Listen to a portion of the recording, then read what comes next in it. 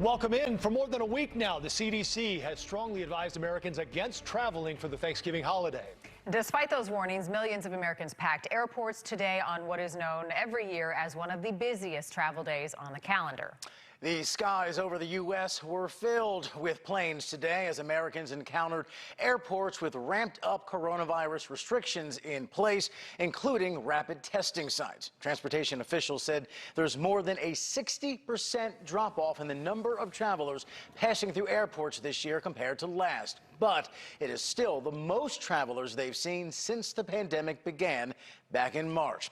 Now, some states and cities have now adopted strict measures targeting travelers. In Los Angeles, for example, police arriving there by plane or train must fill out an online form acknowledging the state's request that they quarantine for at least 2 weeks upon arrival. News Nation correspondent Brian Enton joining us live now from Miami International Airport with the latest. Brian.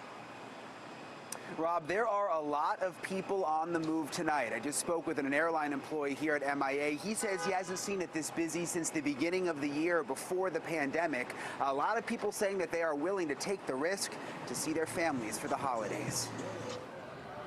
Big airports like LAX in Los Angeles, O'Hare in Chicago, and DIA in Denver are all feeling the Thanksgiving rush. It's not like before the pandemic, but it's still busy. A similar scene at smaller airports in Austin, Texas, and Rochester, New York, where travelers are masking up and ignoring the CDC's advice not to travel. It's a little nerve-wracking because we're a little worried about getting sick and then bringing it to family members, but at the same time, it's like we still want to see them. I'm excited to go home, Mom. I haven't seen my parents in a little while. The last 3 days have seen high numbers of air travelers, at least for COVID times. Sunday, more than 1 million passengers moved through TSA checkpoints, and just under 1 million on Monday and Tuesday. But that pales in comparison to the same time last year, when more than 2 million passengers flew each day leading up to Thanksgiving. Really weren't so sure. We heard all the little CDC guidelines, but then I heard that people are just, they want to see their families, so they're ready to travel and get home. I'm happy to see people traveling and out and about, so I think it's healthy.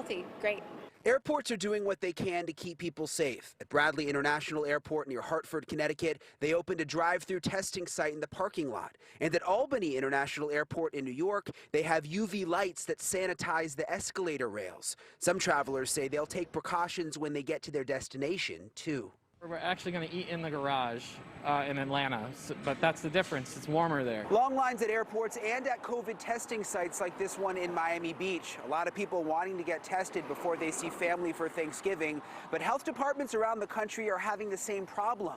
Many people who test positive are not cooperating with contact tracers. Nationwide, 41% of people are not comfortable talking with public health officials on the phone, according to a Pew Research study. And in Miami-Dade County, only 35% of COVID-positive people contacted by contact tracers were willing to provide a list of who they've had contact with. That means that the majority of folks who are reached out to never give their close contacts, never allow the contact tracers to see who else has been infected and who needs to be quarantined.